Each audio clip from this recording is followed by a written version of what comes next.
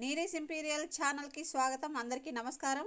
ఈరోజు మన ఛానల్లో విషయము కటాక్ష శతకంలోని 77వ శ్లోకం నుంచి ఆ శ్లోకాలు ప్రతి పదానికి అర్థాలు తాత్పర్యాలు అన్నీ చెప్పుకోబోతున్నాము. అందరూ శ్రద్ధగా విని అమ్మవారి కటాక్షానికి పాత్రులు కావాలని కోరుతున్నాను. అలాగే మీ అభిప్రాయాల్ని ఖచ్చితంగా తెలియజేయండి. ఏదైనా అక్షరము, పదము, వాక్యము, ఉచ్చారణ మొదలైనవి ఏవైనా పొరపాట్లు ఉంటే తప్పకుండా తెలియజేయండి, సరి చేసుకుంటాను. ఎందుకంటే కొన్ని పుస్తకాల్లో అక్కడక్కడ కొన్ని పొరపాట్లు జరగడం సహజం. వాటిని సామాన్యంగా నేను గమనిస్తూనే చెప్తున్నాను. అయినా ఇంకా ఎక్కడైనా ఏదైనా పొరపాటు జరిగి ఉంటే మరింత జాగ్రత్తగా సరి చేసుకుందాం. ఇప్పుడు ఇక విషయంలోకి వెళ్తే 77వ శ్లోకాన్ని చెప్పుకుందాం. ముందుగా సంసార ఘర్మ పరితాప జుషాం నరాణాం కామాక్షి శీతల తరాణి తవేక్షితాని చంద్రాతపంతి ఘన చందన కర్దమంతి ముక్తా గుణంతి హిమవారి నిషేచనంతి.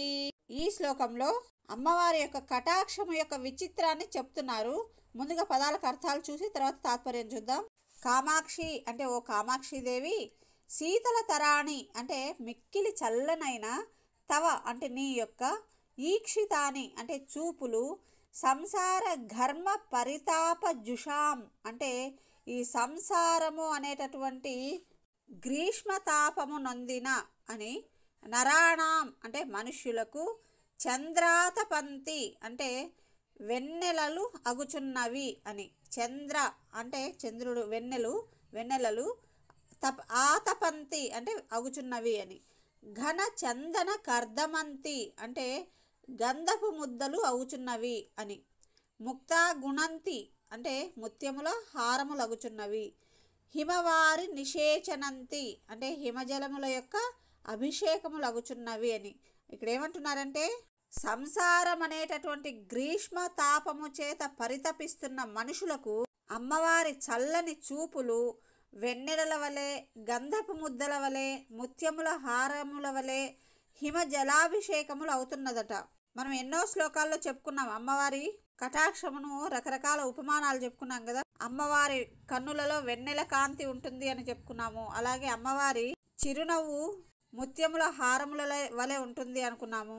అమ్మవారి కన్నులలో ఉండే దయారసము మనపై కురిపిస్తూ ఉంటుంది అని చెప్పుకున్నాము. అలాగే ఆమె దగ్గర నిత్యము దివ్య గంధ పరిమళం వస్తూ ఉంటుంది అని చెప్పుకున్నాము. ఇవన్నీ కూడా మనుషులకు పరితాపము నుంచి ఉపశమనమును ఇచ్చేటటువంటి వస్తువులు. అవన్నీ కూడా అమ్మవారి కటాక్షము వల్లనే సాధ్యము అని చెప్తున్నారు. అంటే అమ్మవారి కటాక్షం అనేది ఉంటే దుర్భరంగా సాగే ఈ సంసారము ఆహ్లాదంగా జరిగిపోతుంది అని ఉద్దేశం అన్నమాట. తర్వాతి శ్లోకం 78వది. ప్రేమాంబురాసి సతత స్నపితాని చిత్రం కామాక్షి తావక కటాక్ష నిరీక్షణాని సంధుక్షయంతి ముహురింధన రాశి రీత్యా మారద్రుహో మనసి మన్మథ చిత్ర భానుం. ఈ శ్లోకంలో పదాలకు అర్థాలు ఏంటంటే, కామాక్షి అంటే ఓ కామాక్షిదేవి, ప్రేమాంబు రాశి సతత స్నపితాని అంటే ప్రేమ సముద్రమునందు నిరంతరము మునిగినప్పటికీ, తావక కటాక్ష నిరీక్షణాని అంటే నీ కడగంటి చూపులు, ముహుహు అంటే మాటిమాటికి, ఇంధన రాశి రీత్యా అంటే ఇంధన సమూహము వలె, మారద్రుహ అంటే మన్మధునకు ద్రోహమునర్చిన శివుని యొక్క మనసి అంటే మనసునందు, చిత్రం అంటే వింతగా, మన్మథ చిత్ర భానుం అంటే మన్మథాగ్నిని, ఇక్కడ భానుం అంటే సూర్యుడు, అగ్ని అనుకోవాలి, మన్మథాగ్నిని సంధుక్షయంతి అంటే జ్వలింపచేయుచున్నది అని. ఇక్కడ మారద్రుహ అంటే మన్మధులకు ద్రోహం అనర్చినాను కదా. ద్రోహం అంటే మన సాధారణ భాషలో మోసము అంటాము, అని ఇక్కడ ఏంటంటే మన్మధుణ్ణి దహించినటువంటి అని, జయించినటువంటి అని కూడా అనొచ్చు. సరే, ఇప్పుడు తాత్పర్యం చూద్దాం. ఇక్కడ అమ్మవారి కడగంటి చూపులు అంటే అమ్మవారి కటాక్షము ప్రేమ సముద్రంలో మునిగి ఉన్నదట. అంటే ప్రేమ సముద్రము అంటే అమ్మవారి కటాక్షంలో దయా సముద్రము ఉండవచ్చు, లేదా అమ్మవారి కటాక్షము శివుని ప్రేమ అనే సముద్రంలో మునిగి ఉండొచ్చు. రెండు రకాలుగానే చెప్పుకోవచ్చు. ఆ విధంగా అమ్మవారి కటాక్షము లేదా అమ్మవారి కడగంటి చూపులు ప్రేమ సముద్రంలో మునిగి ఉండినప్పటికీ, అంటే సముద్రంలో మునిగినవి ఏమైపోతాయి, తడిచిపోతాయి కదా. తడిచిపోయిన వాటికి మళ్ళీ వేరే వాటిని మండింపజేసే లక్షణాలను అవి మండవు. అంటే ఫర్ ఎగ్జాంపుల్ ఒక అగ్గిపుల్ల కానీ ఒక ఇంధనం ఏదైనా ఉందనుకోండి, ఇక్కడ ఇంధన రాశి వలె అన్నారు కదంటే ఫ్యూయల్ అనుకోండి, అగ్గిపుల్ల ఇలాంటివి ఏమైనా తడిచిపోతే మళ్ళీ వెలగవు కదా. కానీ ఇక్కడ అమ్మవారి కటాక్షము అనే ఇంధన రాశి ఇక్కడ కడగంటి చూపులు అన్నారు. అంటే అమ్మవారికి 3 కళ్ళు ఉంటాయి కదా, అందుకు చూపులు అని అన్నారనమాట. ఈ చూపులు ఇంధనముల వలె మాటి మాటికి మళ్ళీ మళ్ళీ శివుని మనస్సులో మన్మథాగ్నిని రగులు కొల్పుచున్నాయట. నీళ్లలో తడిచిపోయిన ఇంధనము సాధారణంగా అయితే అగ్నిని రగిలింపజేయలేవు, జ్వలింపజేయలేవు. కానీ ఇక్కడ అమ్మవారి చూపులు ప్రేమ సముద్రంలో మునిగినప్పటికీ కూడా ఇంధన రాశి వలె మళ్ళీ మళ్ళీ శివుని మనసులో మన్మథాగ్నిని రగులు కొల్పుచున్నవి అని చెప్తున్నారనమాట. ఎంత వింతగా ఉంది అన్నట్లుగా చెప్తున్నారనమాట. అంటే అమ్మవారి కటాక్ష మహిమ అలాంటిదనమాట. తర్వాతి శ్లోకం 79వ. కాలాంజనం ప్రతిభటం కమనీయ కాంత్యా కందర్పతంత్ర కలయా కలితానుభావం కాంచీ విహార రసికే కలుషార్తి చోరం కల్లోలయస్వమయితే కరుణా కటాక్షం. ఈ శ్లోకంలో అమ్మవారి కటాక్షాన్ని ఒక దొంగగా పోలుస్తున్నారనమాట. ఎందుకలా అంటే చూద్దాం. ముందుగా పదాలు తెలుసుకొని తర్వాత చూద్దాం. కాంచీ విహార రసికే అంటే కాంచీ పట్టణమునందు విహరించుటలో రసించు ఓ దేవి, అంటే ఇష్టపడేటటువంటి ఓ దేవి, కాంచీ పట్టణ విహారిణి అని అర్థం అనమాట. కమనీయ కాంత్యా అంటే అందమైన కాంతితో, కాలాంజన ప్రతిభటం అంటే నల్లని కాటుకకు దీటైన, కందర్ప తంత్ర కలయా అంటే కందర్పుడు అంటే తెలుసు కదా మన్మధుడు, మన్మథ తంత్ర విద్య చేత అని అర్థం అనమాట. కలితానుభవం అంటే పొందిన గొప్పతనము గల అని. ఇక్కడ కందర్ప తంత్రము అంటే మనసులో మన్మథ క్రీడలను ప్రేరేపింపచేయడం అనమాట, అనురాగాన్ని కలిగించడము అని కూడా అంటారు. తర్వాత కలుషార్తి చోరం అంటే దోషముల దుఃఖముల దొంగలించుచు, అంటే దోషములు అంటే మనలోని పాపములు అనే దుఃఖములు అనమాట, వాటిని తొలగించు అని. తే అంటే నీ యొక్క, కరుణా కటాక్షం అంటే దయగల చూపును, మై అంటే నాయందు, కల్లోలయస్వ అంటే పొంగింపజేయుము అని, లేదా పొంగింప చేయును అని కూడా అర్థము. ఇక్కడ ఏమంటున్నారంటే అమ్మవారి కటాక్షమును ఒక దొంగగా చెప్తున్నారు. దొంగలు ఏం చేస్తారు? రాత్రి సమయంలో వస్తువులను దొంగలిస్తారు.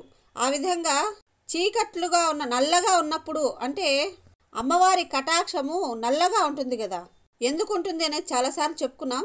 అలా నల్లగా ఉన్నప్పుడే నాలోని పాపములు అనే దుఃఖములను దొంగలించు తల్లి, తీసేసుకో తల్లి అని అంటున్నారనమాట. అంటే ఇక్కడ అమ్మవారి కటాక్షము ఒక కరుణగల దొంగ కాబట్టి మనలోని కలుష దోషములను అపహరింపజేయు తల్లి అని వేడుకుంటున్నారు. ఇంకా ఈ శ్లోకంలో ఏమున్నాయంటే అమ్మవారి కటాక్షము కాలాంజనముతో కూడి ఉండడమే కాకుండా మన్మథ తంత్రముతో కూడా కూడి ఉండడం వల్ల మరింత గొప్పగా కనిపిస్తోందట. ఆ విధంగా కరుణతోనూ కాలాంజన కాంతితోనూ మన్మథ తంత్రముతోనూ కూడి ఉన్న అమ్మవారి కటాక్షమును, అమ్మా నీ కటాక్షమును నా వైపు పంపించుము తల్లి, నా పైన ప్రసరింపజేయుము తల్లి అని వేడుకుంటున్నారు. మామూలుగా దొంగలని మన వైపు పంపించమని కోరము, కానీ ఇక్కడ అమ్మవారి కటాక్షం అనే దొంగని మన వైపు పంపించి మనలోని దుఃఖములను పాప రాశిని పోగొట్టేలా వేడుకుంటున్నారనమాట. తర్వాతి శ్లోకం 80వ. ఇందులో ఏం విశేషం ఉందో చూద్దాం. ముందుగా శ్లోకము క్రాంతేన మన్మథమదేన విమోహ్యమాన స్వాంతేన చూతతరుమూలగతస్య పుంసః కాంతేన కించిదవలోకయలోచనస్య ప్రాంతేన మాం జనని కాంచీపురీ విభూషే. ఇది శ్లోకము. ఈ శ్లోకంలో ఏమంటున్నారంటే అమ్మా నీ కటాక్షం ఎప్పుడు శివుడి వైపే ఉంటుంది, నీ భర్త అయినా ఆ పరమేశ్వరుడి వైపు మాత్రమే కాదు, నీ బిడ్డనైనా నా వైపు కూడా కొంచెం చూడుము తల్లి అని కోరుతున్నారనమాట. ఇంకా ఆ కటాక్షాన్ని ఏమేం విశేషాలతో చెప్తున్నారో చూద్దాం. పదాలకు అర్థాలు తెలుసుకొని తర్వాత తాత్పర్యాన్ని చూద్దాం. కాంచీపురీ విభూషే అంటే కాంచీ పట్టణమునకు అలంకారమైన, జనని అంటే ఓ తల్లి, క్రాంతేన అంటే విక్రమించిన, మన్మథ మదేన అంటే కాముని మదముచే, ఇక్కడ విక్రమించిన అంటే ఆవహించిన అని చెప్పుకోవాలి. మన్మథ మదేన అంటే మన్మధుని మదముచే, చూత తరుమూల గతస్య అంటే చూత తరువు అంటే మామిడి చెట్టు అనమాట. ఆ చెట్టు మూలముననున్న అంటే కాంచీపురంలో ఏకామ్రనాథుడు ఉన్నాడు కదా శివుడిని ఏకామ్రనాథుడు అంటారు కదా. అంటే ఒక మామిడి చెట్టు కింద శివుడు కొలువై ఉంటాడనమాట. అటువంటి పరమేశ్వరుడి యొక్క ఏకామ్రనాథుని యొక్క అని చెప్పాలి. పుంసహ అంటే ఆ పురుషుని యొక్క విమోహ్యమాన స్వాంతేన అంటే మోహించిన మనసు గల, కాంతేన అంటే మనోహరమైన, లోచనస్య అంటే కంటి యొక్క, ప్రాంతేన అంటే కొనచేత, మాం అంటే నన్ను, కించిత్ అంటే కొంచెము, అవలోకయ అంటే చూడుము అని. అమ్మవారి కటాక్షం యొక్క విశేషం ఏం చెప్తున్నారంటే ఇక్కడ, అమ్మా నీ కటాక్షము యందు, ఇక్కడ కంటి కొన యందు అంటే నీ కటాక్షము యందు మన్మధుని మదం ఉన్నది అంటే శివుడి పట్ల అనురాగము అనేది నిండి ఉన్నది అని. అది అంటే ఆ అనురాగము ఏకామ్రేశ్వరుని మనస్సును మోహింపజేయుచున్నది. అందమైన ఆ కంటి కొనతో నన్ను కొంచెము చూడుము తల్లి అని భక్తుడు కోరుతున్నాడు అనమాట. తర్వాతి శ్లోకం 81. కామాక్షి కేపి సుజనాస్త్వదపాంగ సంగే కంఠేన కందలిత కాళిమ సంప్రదాయాః ఉత్తం సకల్పిత చకోర కుటుంబ పోష నక్తం దివ ప్రసవ భూనయనా భవంతి. ఈ శ్లోకంలోని పదాలకు అర్థాలు చూద్దాం. కామాక్షి అంటే ఓ కామాక్షిదేవి, కే అపి అంటే ఎవరైతే, సుజనాహ అంటే సజ్జనులు, ఇక్కడ కే అపి అంటే ఎవరైతే అని మాత్రమే కాదు, ఎవరైనా అని.